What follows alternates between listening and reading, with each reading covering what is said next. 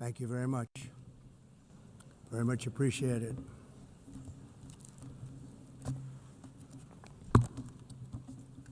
And I don't mind making this speech without a teleprompter, because the teleprompter is not working. I feel very happy to be up here with you nevertheless, and that way you speak more from the heart. I can only say that whoever's operating this teleprompter is in big trouble.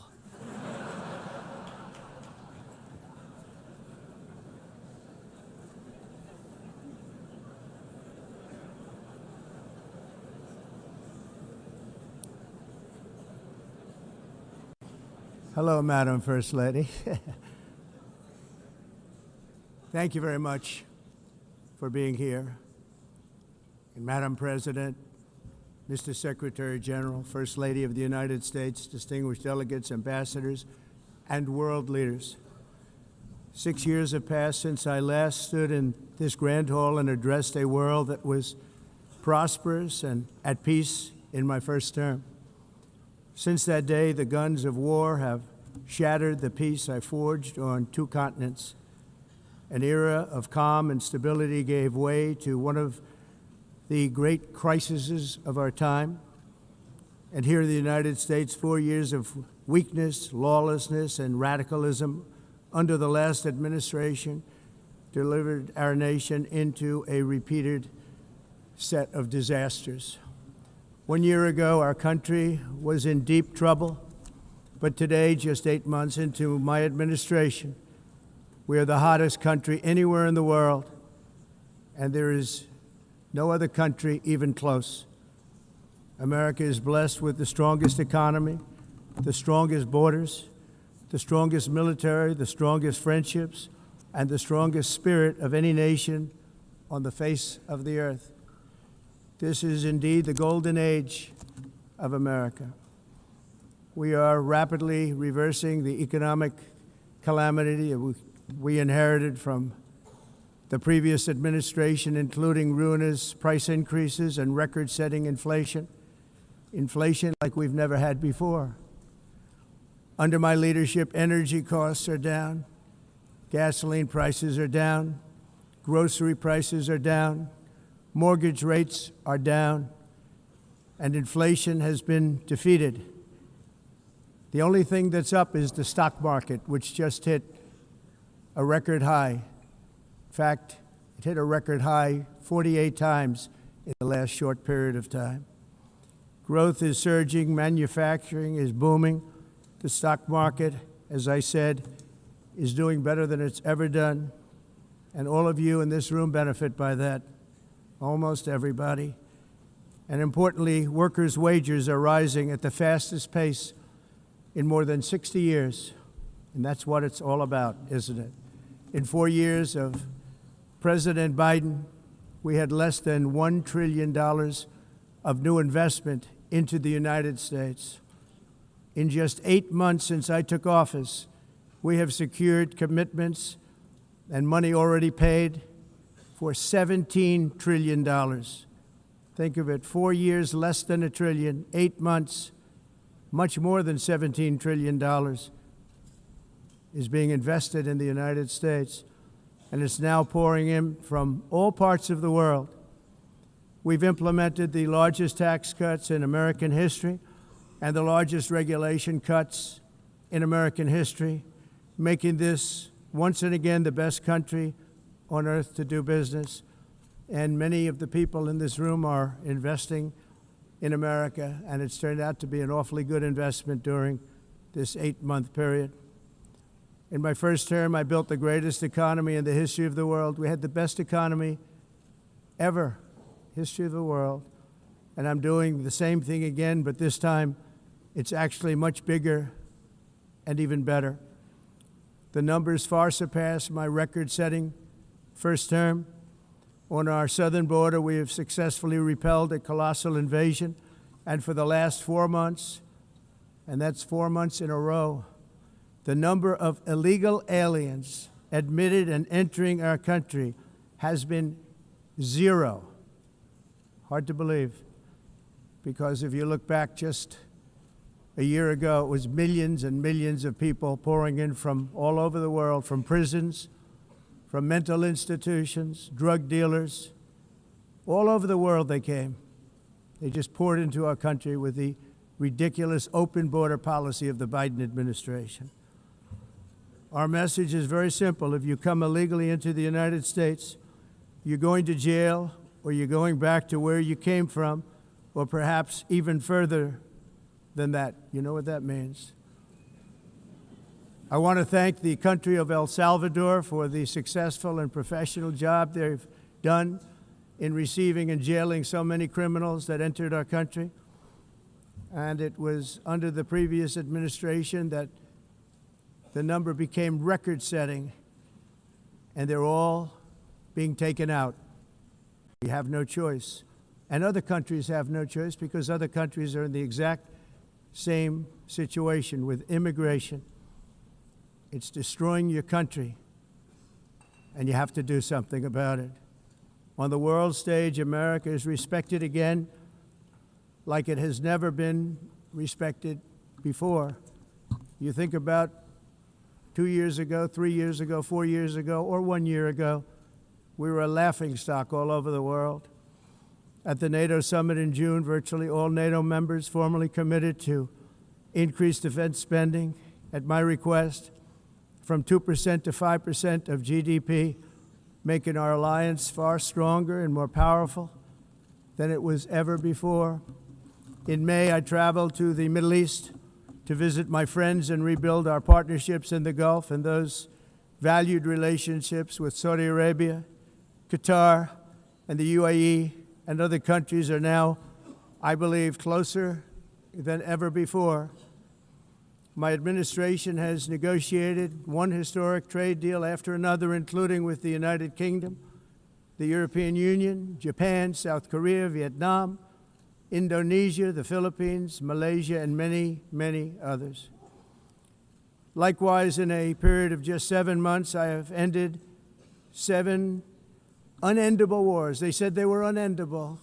You're never going to get them solved. Some were going for 31 years, 2 of them, 31, think of it, 31 years. One was 36 years. One was 28 years. I ended 7 wars. And in all cases, they were raging with countless thousands of people being killed. This includes Cambodia and Thailand, Kosovo and Serbia, the Congo and Rwanda, a vicious, violent war that was, Pakistan and India, Israel and Iran, Egypt and Ethiopia, and Armenia and Azerbaijan. It included all of them. No president or prime minister, and for that matter, no other country has ever done anything close to that. And I did it in just 7 months. It's never happened before. There's never been anything like that. I'm very honored to have done it. It's too bad that I had to do these things instead of the United Nations doing them. And sadly, in all cases, the United Nations did not even try to help in any of them. I ended 7 wars, dealt with the leaders of each and every one of these countries, and never even received a phone call from the United Nations offering to help in finalizing the deal. All I got from the United Nations was an escalator that on the way up stopped right in the middle. If the First Lady wasn't in great shape, she would have fallen, but she's in great shape. We're both in good shape. We both stood. And then a teleprompter that didn't work. These are the 2 things I got from the United Nations, a bad escalator and a bad teleprompter. Thank you very much. And by the way, it's working now. It just went on. Thank you. I think I should just do it the other way. It's easier. Thank you very much. I didn't think of it at the time because I was too busy working to save millions of lives. That is the saving and stopping of these wars. But later I realized that the United Nations wasn't there for us. They weren't there. I thought of it really after the fact, not during these negotiations, which were not easy. That being the case, what is the purpose of the United Nations? The UN has such tremendous potential. I've always said it. It has such tremendous, tremendous potential, but it's not even coming close to living up to that potential. For the most part, at least for now, all they seem to do is write a really strongly worded letter and then never follow that letter up. It's empty words, and empty words don't solve war. The only thing that solves war and wars is action. Now, after ending all of these wars and also earlier negotiating the Abraham Accords, which is a very big thing for which our country received no credit, never receives credit. Everyone says that I should get the Nobel Peace Prize for each one of these achievements. But for me, the real prize will be the sons and daughters who live to grow up with their mothers and fathers, because millions of people are no longer being killed in endless and unglorious wars. What I care about is not winning prizes, it's saving lives. We saved millions and millions of lives with the 7 wars. And we have others that we're working on, and you know that. Many years ago, a very successful real estate developer in New York, known as Donald J. Trump, I bid on the renovation and rebuilding of this very United Nations complex. I remember it so well. I said at the time that I would do it for $500 million, rebuilding everything. It would be beautiful. I used to talk about, I'm going to give you marble floors. They're going to give you terrazzo. I'm going to give you the best of everything. You're going to have mahogany walls. They're going to give you plastic. But they decided to go in another direction, which was much more expensive at the time, and which actually produced a far inferior product. And I realized that they did not know what they were doing when it came to construction, and that their building concepts were so wrong, and the product that they were proposing to build was so bad and so costly. It was going to cost them a fortune. And I said, and wait till you see the overruns. Well, I turned out to be right. They had massive cost overruns and spent between $2 and $4 billion on the building and did not even get the marble floors that I promised them. You walk on terrazzo. Do you notice that? As far as I'm concerned, frankly, looking at the building and getting stuck on the escalator, they still haven't finished the job. They still haven't finished. That was years ago. The project was so corrupt that Congress actually asked me to testify before them on the tremendous waste of money, because it turned out that they had no idea what it was, but they knew it was anywhere between $2 and $4 billion as opposed to $500 million with a guarantee. But they had no idea, and I said it cost much more than $5 billion. Unfortunately, many things in the United Nations are happening just like that, but on an even much bigger scale, much, much bigger. Very sad to see. Whether the UN can manage to play a productive role, I've come here today to offer the hand of American leadership and friendship to any nation in this assembly that is willing to join us in forging a safer, more prosperous world. And it's a world that we'll be much happier with. A dramatically better future is within our reach. But to get there, we must reject the failed approaches of the past and work together to confront some of the greatest threats in history. There is no more serious danger to our planet today than the most powerful and destructive weapons ever devised by man, of which the United States, as you know, has many. Just as I did in my first term, I've made containing these threats a top priority, starting with the nation of Iran. My position is very simple. The world's #1 sponsor of terror can never be allowed to possess the most dangerous weapon. That's why, shortly after taking office, I sent the so-called Supreme Leader a letter making a generous offer. I extended a pledge of full cooperation in exchange for a suspension of Iran's nuclear program. The regime's answer was to continue their constant threats to their neighbors and U.S. interests throughout the region, and some great countries that are right nearby. Today, many of Iran's former military commanders, in fact, I can say almost all of them, are no longer with us. They're dead.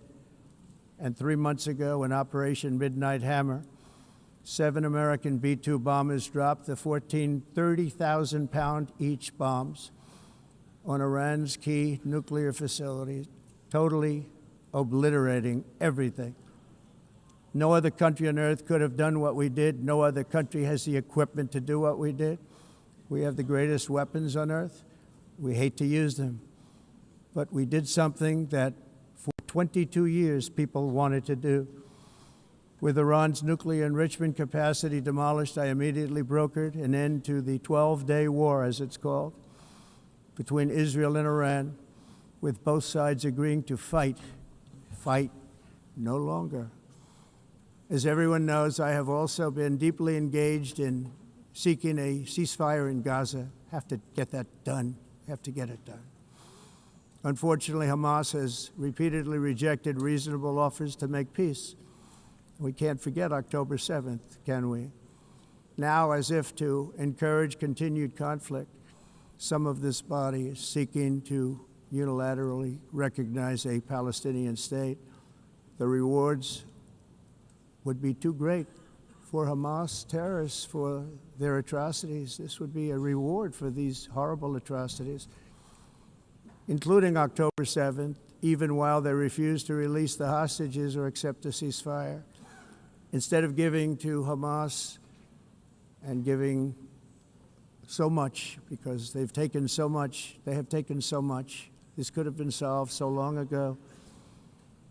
But instead of giving in to Hamas's ransom demands, those who want peace should be united with one message: release the hostages now.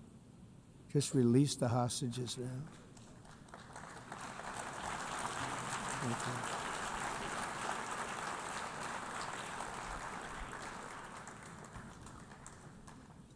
Thank you. As we have got to come together, and we will come together, got to get it done. We have to stop the war in Gaza immediately. We have to stop it. We have to get it done. We have to negotiate, immediately have to negotiate peace. We got to get the hostages back. We want all 20 back. We don't want 2 and 4. As you know, I got, along with Steve Witkoff and others that helped us, Marco Rubio, we got most of them back. We were involved in all of them. But I always said the last 20 are going to be the hardest, and that's exactly what happened. We have to get them back now. We don't want to get back 2, and then another 2, and then 1, and then 3. Have this process. No, we want them all back, and we want the actually 38 dead bodies back too. Those parents came to me, and they want them back, and they want them back very quickly and very badly. As though they were alive, they want them. They want them every bit as much as if their son or daughter were alive. I've also been working relentlessly, stopping the killing in Ukraine. I thought that would be, of the 7 wars that I stopped, I thought that would be the easiest because of my relationship with President Putin, which had always been a good one. I thought that was going to be the easiest one. But you know, in war, you never know what's going to happen. There are always lots of surprises, both good and bad. Everyone thought Russia would win this war in 3 days. But it didn't work out that way. It was supposed to be just a quick little skirmish. It's not making Russia look good. It's making them look bad. No matter what happens from here on out, this was something that should have taken a matter of days, certainly less than a week. And they've been fighting for 3.5 years and killing anywhere from 5,000 to 7,000 young soldiers, mostly soldiers, on both sides, every single week, from 5,000 to 7,000 dead young people, and some in cities, much smaller numbers, where rockets are shot, where drones are dropped. This war would never have started if I were president. This was a war that should have never happened. It shows you what leadership is, what bad leadership can do to a country. Look what happened to the United States, and look where we are right now in just a short period of time. The only question now is how many more lives will be needlessly lost on both sides. China and India are the primary funders of the ongoing war by continuing to purchase Russian oil. But inexcusably, even NATO countries have not cut off much Russian energy and Russian energy products, which, as you know, I found out about 2 weeks ago, and I wasn't happy. Think of it. They're funding the war against themselves. Who the hell ever heard of that one? In the event that Russia is not ready to make a deal to end the war, then the United States is fully prepared to impose a very strong round of powerful tariffs, which would stop the bloodshed, I believe, very quickly. But for those tariffs to be effective, European nations, all of you are gathered here right now, would have to join us in adopting the exact same measures. I mean, you're much closer to this. We have an ocean in between. You're right there. And Europe has to step it up. They can't be doing what they're doing. They're buying oil and gas from Russia while they're fighting Russia. It's embarrassing to them, and it was very embarrassing to them when I found out about it, I can tell you that. They have to immediately cease all energy purchases from Russia. Otherwise, we're all wasting a lot of time. So I'm ready to discuss this. We're going to discuss it today with the European nations, all gathered here. I'm sure they're thrilled to hear me speak about it, but that's the way it is. I like to speak my mind and speak the truth. As we seek to reduce the threat of dangerous weapons today, I'm also calling on every nation to join us in ending the development of biological weapons once and for all. And biological is terrible, and nuclear is even beyond, and we include nuclear in that. We want to have a cessation of the development of nuclear weapons. We know, and I get to view it all the time. Sir, would you like to see? And I look at weapons that are so powerful that we just can't ever use them. If we ever use them, the world literally might come to an end. There would be no United Nations to be talking about. There would be no nothing. Just a few years ago, reckless experiments overseas gave us a devastating global pandemic. Yet despite that worldwide catastrophe, many countries are continuing extremely risky research into bioweapons and man-made pathogens. This is unbelievably dangerous. To prevent potential disasters, I'm announcing today that my administration will lead an international effort to enforce biological weapons convention, which is going to be meeting with the top leaders of the world by pioneering an AI verification system that everyone can trust. Hopefully the UN can play a constructive role, and it will also be one of the early projects under AI. Let's see how good it is, because a lot of people are saying it could be one of the great things ever, but it also can be dangerous, but it can be put to tremendous use and tremendous good, and this would be an example of that. Not only is the UN not solving the problems it should, too often, it's actually creating new problems for us to solve.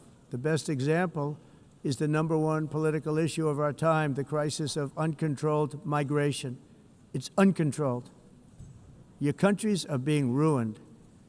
The United Nations is funding an assault on Western countries and their borders. In 2024, the UN budgeted $372 million in cash assistance to support an estimated 624,000 migrants journeying into the United States. Think of that. The UN is supporting people that are illegally coming into the United States, and then we have to get them out. The UN also provided food, shelter, transportation, and debit cards to illegal aliens. Can you believe that? On the way to infiltrate our southern border. Millions of people came through that southern border. Just a year ago, millions and millions of people were pouring in, 25 million altogether over the 4 years of the incompetent Biden administration. And now we have it stopped, totally stopped. In fact, they're not even coming anymore because they know they can't get through. But what took place is totally unacceptable. The UN is supposed to stop invasions, not create them and not finance them. In the United States, we reject the idea that mass numbers of people from foreign lands can be permitted to travel halfway around the world, trample our borders, violate our sovereignty, cause unmitigated crime, and deplete our social safety net. We have reasserted that America belongs to the American people, and I encourage all countries to take their own stand in defense of their citizens as well. You have to do that because I see it. I'm not mentioning names. I see it, and I could call every single one of them out. You're destroying your countries. They're being destroyed. Europe is in serious trouble.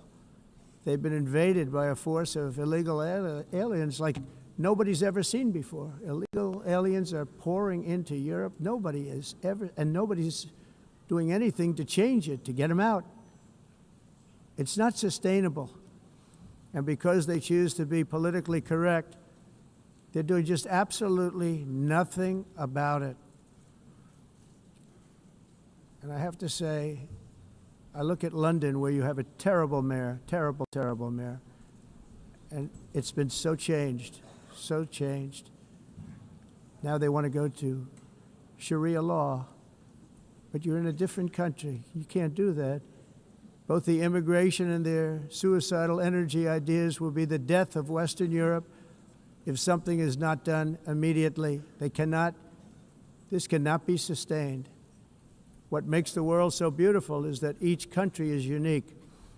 But to stay this way, every sovereign nation must have the right to control their own borders. You have the right to control your borders, as we do now, and to limit the sheer numbers of migrants entering their countries and paid for by the people of that nation that were there and that built that particular nation at the time.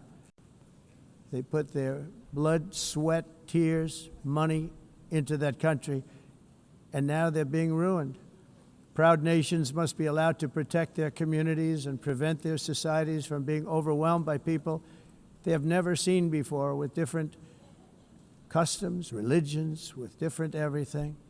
Where migrants have violated laws, lodged false asylum claims, or claimed refugee status for illegitimate reasons, they should, in many cases, be immediately sent home.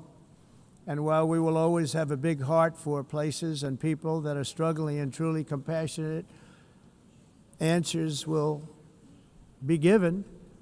We have to solve the problem, and we have to solve it in their countries, not create new problems in our countries. And we are very helpful to a lot of countries that are just not able to send their people anymore. They used to send them to us in caravans of 25,000, 30,000 people each. These massive caravans of people pouring into our country, totally unchecked and unvetted. But not anymore. According to the Council of Europe, in 2024, almost 50% of inmates in German prisons were foreign nationals or migrants. In Austria, the number was 53% of the people in prisons were from places that weren't from where they are now. In Greece, the number was 54%, and in Switzerland, beautiful Switzerland, 72% of the people in prisons are from outside of Switzerland. When your prisons are filled with so-called asylum seekers who repaid kindness, and that's what they did, they repaid kindness with crime. It's time to end the failed experiment of open borders. You have to end it now. See, I can tell you. I'm really good at this stuff. Your countries are going to hell. In America, we've taken bold action to swiftly shut down uncontrolled migration. Once we started detaining and deporting everyone who crossed the border and removing illegal aliens from the United States, they simply stopped coming. They're not coming anymore. We're getting a lot of credit, but they're not coming anymore. This was a humanitarian act for all involved, because on the trips up, thousands of people a week were dying. Women were being raped. Nobody's ever seen anything like it. Raped, horribly beaten, raped. On the trip up, the journey up, it was a long walk. It was a long, arduous journey, indeed. And it was also a historic victory against human trafficking throughout the region. What we did was a victory, and we saved so many lives of people that wouldn't make the journey. That journey was loaded up with death. loaded up with death. Dead bodies all along the roads of jungles.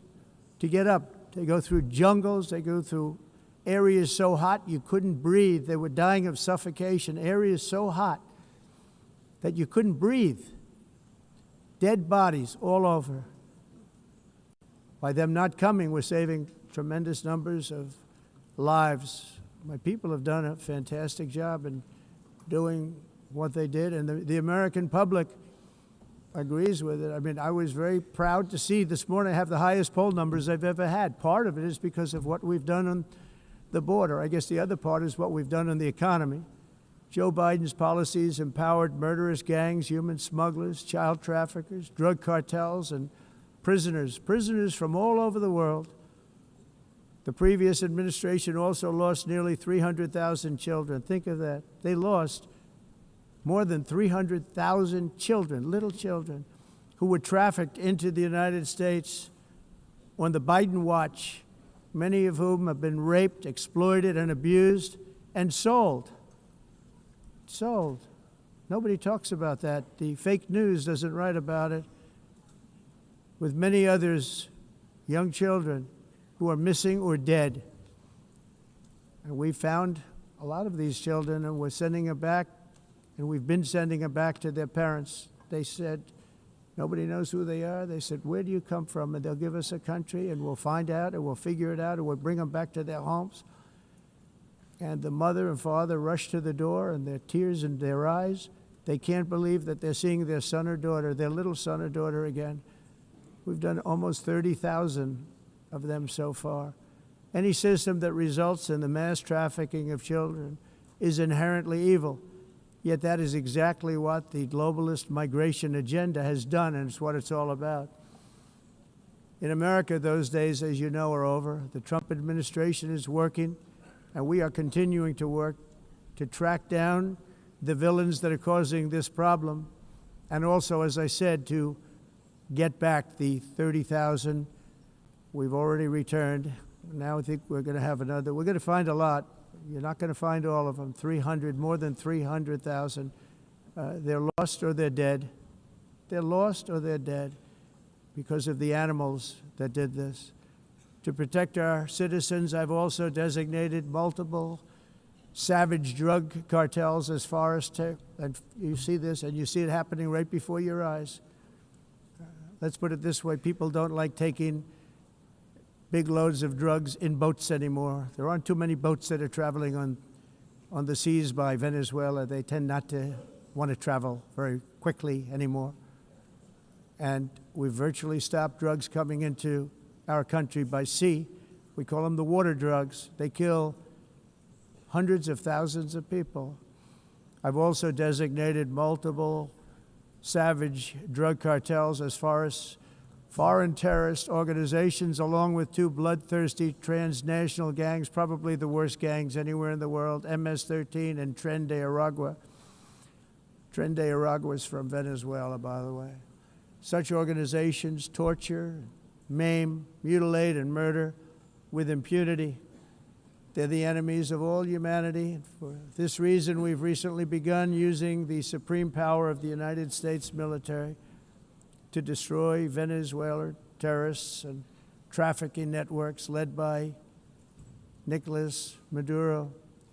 To every terrorist thug smuggling poisonous drugs into the United States of America, please be warned that we will blow you out of existence. That's what we're doing. We have no choice.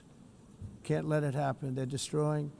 I believe we lost 300,000 people last year to drugs, 300,000.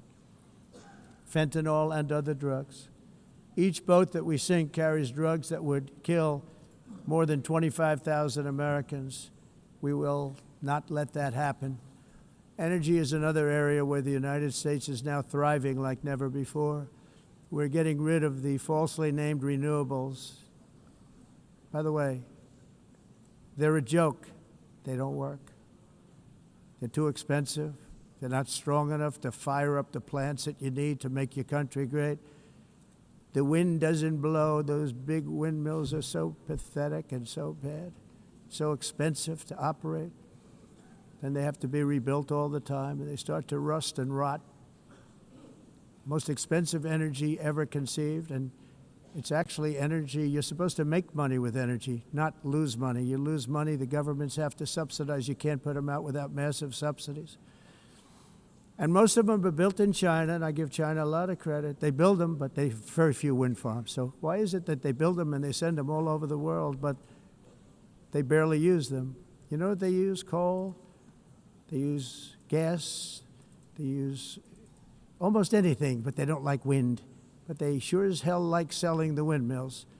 Europe, on the other hand, has a long way to go, with many countries being on the brink of destruction because of the green energy agenda. And I give a lot of credit to Germany. Germany was being led down a very sick path, both on immigration, by the way, and on energy. They were going green, and they were going bankrupt. And the new leadership came in, and they went back to where they were, with fossil fuel and with nuclear, which is good. It's now safe, and you can do it properly. But they went back to where they were, and they opened up a lot of different plants, energy-producing plants, and they're doing well. I give Germany a lot of credit for that. They've said this is a disaster, what's happening. They were going all green. All green is all bankrupt. That's what it represents. And it's not politically correct. I'll be very badly criticized for saying it, but I'm here to tell the truth. I don't care. It doesn't matter to me. I'm in New York City.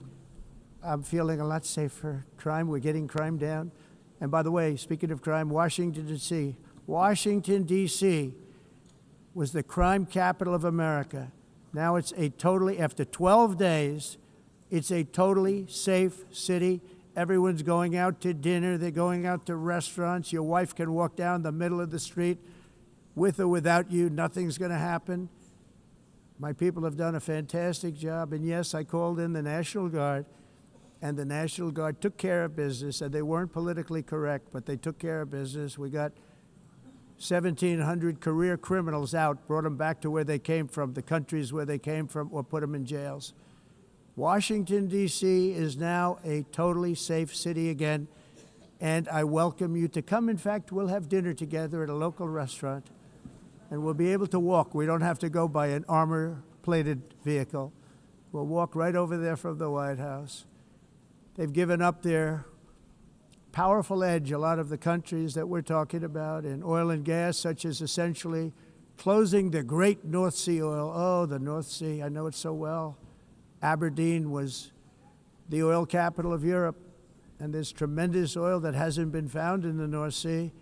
Tremendous oil. And I was with the Prime Minister I respect and like a lot, and I said, you're sitting with the greatest asset. They essentially closed it by making it so highly taxed that no developer, no oil company can go there. They have tremendous oil left, and more importantly, they have tremendous oil that hasn't even been found yet. And what a tremendous asset for the United Kingdom. And I hope the Prime Minister is listening, because I told it to him 3 days in a row. That's all he heard. North Sea oil, North Sea, because I want to see them do well. I want to stop seeing them ruining that beautiful Scottish and English countryside with windmills and massive solar panels that go 7 miles by 7 miles, taking away farmland. But we're not letting this happen in America. In 1982, the executive director of the United Nations Environmental Program predicted that by the year 2000, climate change would cause a global catastrophe. He said that it will be irreversible, as any nuclear holocaust would be. This is what they said at the United Nations. What happened? Here we are. Another UN official stated in 1989 that within a decade, entire nations could be wiped off the map by global warming. Not happening. You know, it used to be global cooling. If you look back years ago in the 1920s and the 1930s, they said, global cooling will kill the world. We have to do something. Then they said global warming will kill the world, but then it started getting cooler, so now they could just call it climate change, because that way they can't miss. It's climate change, because if it goes higher or lower, whatever the hell happens, there's climate change. It's the greatest con job ever perpetrated on the world, in my opinion. Climate change, no matter what happens, you're involved in that.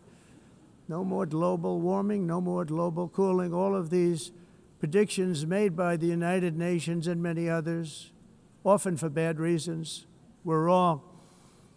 They were made by stupid people that have cost their countries fortunes and given those same countries no chance for success. If you don't get away from this green scam, your country is going to fail. And I'm really good at predicting things, you know. They actually said during the campaign they had a hat, the best-selling hat. Trump was right about everything. And I don't say that in a braggadocious way, but it's true. I've been right about everything. And I'm telling you that if you don't get away from the green energy scam, your country is going to fail. And if you don't stop people that you've never seen before, that you have nothing in common with, your country is going to fail. I'm the President of the United States, but I worry about Europe. I love Europe. I love the people of Europe. And I hate to see it being devastated by energy and immigration.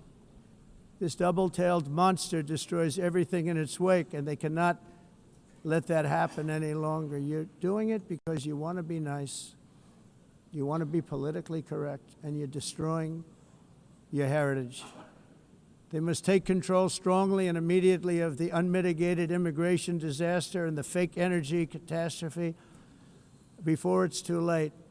The carbon footprint is a hoax made up by people with evil intentions, and they're heading down a path of total destruction. You know, the carbon footprint, it was a big, big thing a few years ago. I remember hearing about the carbon footprint, and then President Obama would get into Air Force One, a massive Boeing 747, and not a new one, an old one with old engines that spew everything into the atmosphere. He'd talk about the carbon footprint, we must do so. Then he'd get in and he'd fly from Washington to Hawaii to play a round of golf. And then he'd get back onto that big, beautiful plane and he'd fly back and he'd talk about, again, global warming and the carbon footprint. It's a con job. At extreme cost and expense, Europe reduced its own carbon footprint by 37%. Think of that. Congratulations, Europe. Great job. You cost yourself a lot of jobs, a lot of factories closed, but you reduced the carbon footprint by 37%. However, for all of that sacrifice and much more, it's been totally wiped out and then some by a global increase of 54%. Much of it coming from China and other countries that are thriving around China, which now produces more CO2 than all the other developed nations in the world. So all of these countries are working so hard on the carbon footprint, which is nonsense, by the way. It's nonsense. You know, it's interesting. In the United States, we have still radicalized environmentalists, and they want the factories to stop. Everything should stop. No more cows. We don't want cows anymore. I guess they want to kill all the cows. They want to do things that are just unbelievable, and you have it too. But you know, we have a border, strong, and we have a shape, and that shape doesn't just go straight up. That shape is amorphous when it comes to the atmosphere.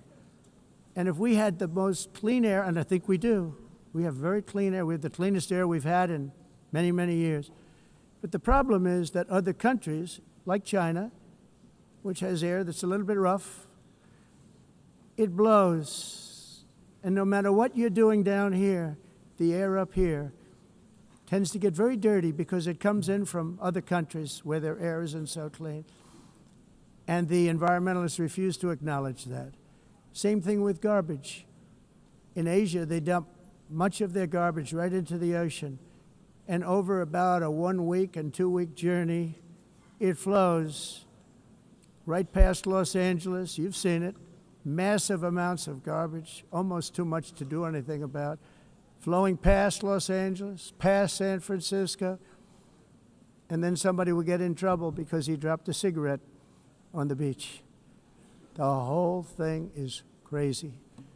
The primary effect of these brutal green energy policies has not been to help the environment, but to redistribute manufacturing and industrial activity from developed countries that follow the insane rules that are put down to polluting countries that break the rules and are making a fortune. They're making a fortune. European electricity bills are now 4 to 5 times more expensive than those in China, and 2 to 3 times higher than the United States. And our bills are coming way down. You probably see that our gasoline prices are way down. You know, we have an expression, drill, baby, drill, and that's what we're doing. We're going to be much lower in a year from now. But they've come way down over the last year. As a result, every air conditioner is like very uncommon to see one in some of these countries because the electric costs are so high. So while the U.S. has approximately 1,300 heat-related deaths annually, that's a lot, Europe loses more than 175,000 people to heat deaths each year because the costs are so expensive you can't turn on an air conditioner. What is that all about? That's not Europe. That's not the Europe that I love and know. All in the name of pretending to stop the global warming hoax. The entire globalist concept of asking successful industrialized nations to inflict pain on themselves and radically disrupt their entire societies must be rejected completely and totally, and it must be immediate. That's why in America I withdrew from the fake Paris Climate Accord, where, by the way, America was paying so much more than every country. Others weren't paying. China didn't have to pay until 2030.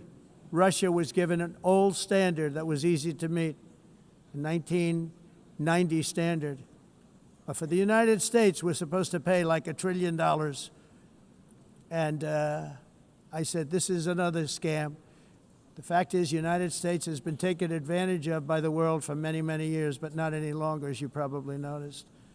I unleashed massive energy production and signed historic executive orders to hunt for oil, but we don't have to do much hunting because we have the most oil of any nation anywhere, oil and gas in the world. And if you add coal, we have the most of any nation in the world. Clean, I call it clean, beautiful coal. You can do things today with coal that you couldn't have done 10 years ago, 15 years. So I have a little standing order in the White House. Never use the word coal, only use the words clean, beautiful coal. Sounds much better, doesn't it?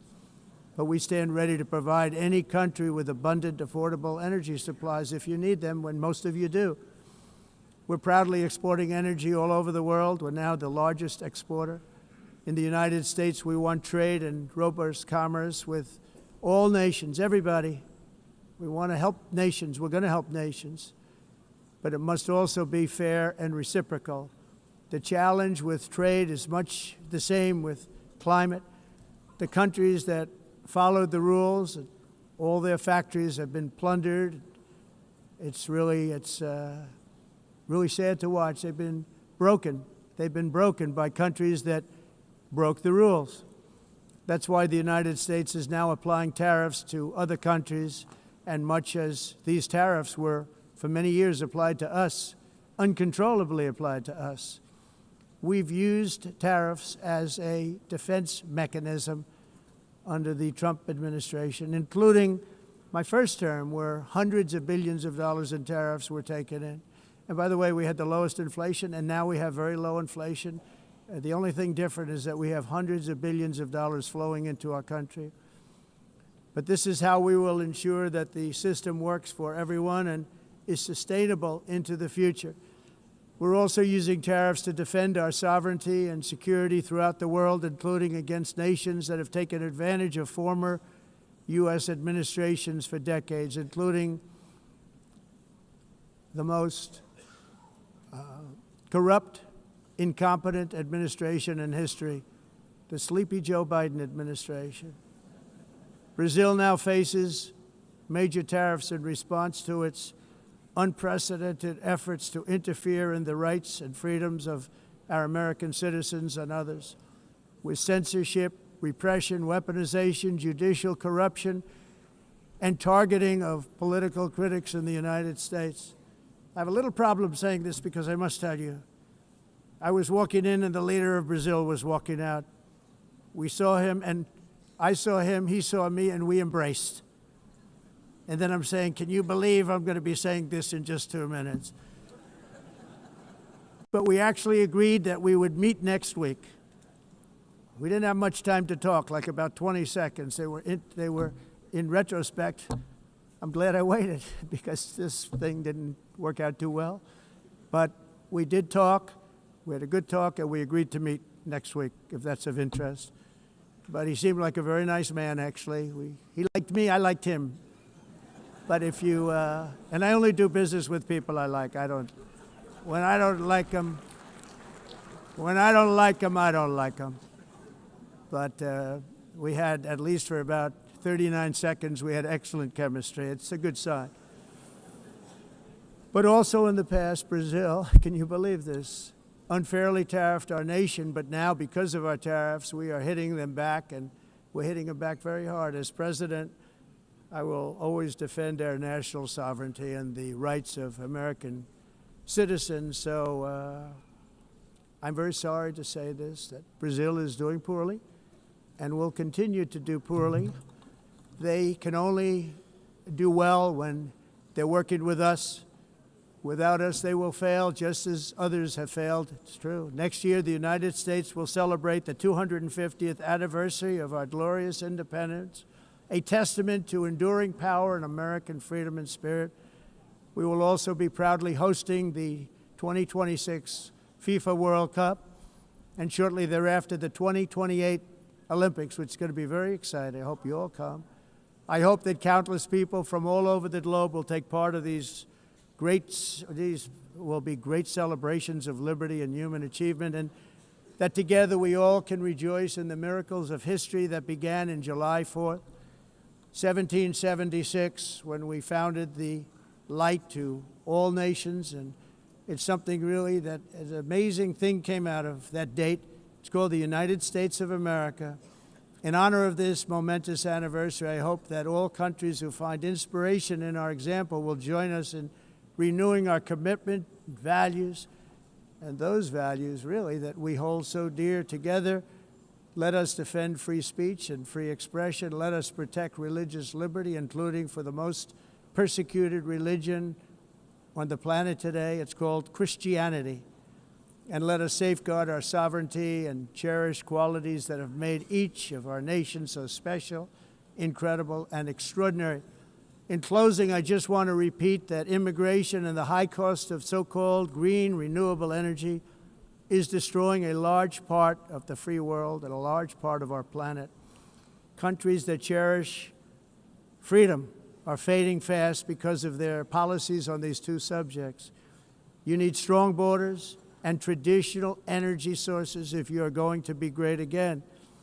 Whether you have come from north or south, east or west, near or far, every leader in this beautiful hall today represents a rich culture, a noble history, and a proud heritage that makes each nation majestic and unique, unlike anything else in human history or any other place on the face of the earth. From London to Lima, from Rome to Athens, from Paris to Seoul, from Cairo to Tokyo and Amsterdam to right here in New York City, we stand on the shoulders of the leaders and legends, generals and giants, heroes and titans who won and built our beloved nations, all of our nations, with their own courage, strength, spirit, and skill. Our ancestors climbed mountains, conquered oceans, crossed deserts, and trekked over wide open plains. They charged into thunderous battles, plunged into grave dangers, and they were soldiers and farmers and workers and warriors and explorers and patriots. They built towns into cities, tribes into kingdoms, ideas into industries, and small islands into mighty empires. You're a part of all of that. They were champions for their people who never gave up and who never, ever gave in. Their values defined our national identities. Their visions forged our magnificent destiny. Everybody in this room is a part of it in your own way. Each of us inherits the deeds and the myths the triumphs, the legacies of our own heroes and founders who so bravely showed us the way. Our ancestors gave everything for homelands that they defended with pride, with sweat, with blood, with life, and with death. Now the righteous task of protecting the nations that they built belongs to each and every one of us. So together let us uphold our sacred duty to our people and to our citizens. Let us protect their borders, ensure their safety, preserve their cultures, treasure, and traditions, and fight for their precious dreams and their cherished freedoms. And in friendship and really a beautiful vision, let us all work together to build a bright, beautiful planet, a planet that we all share, a planet of peace and a world that is richer, better, and more beautiful than ever before. That can happen. It will happen. It will happen, and I hope it can happen and start right now, right at this moment. We'll turn it around. We're going to make our countries better, safer, more beautiful. We're going to take care of our people. Thank you very much. It's been an honor. God bless the nations of the world. Thank you very much. Bye.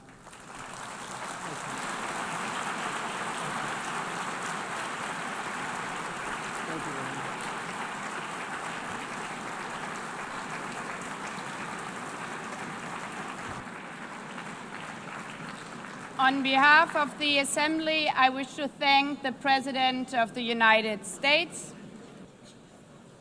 If you like this video, then like, share and subscribe to Mirror Now.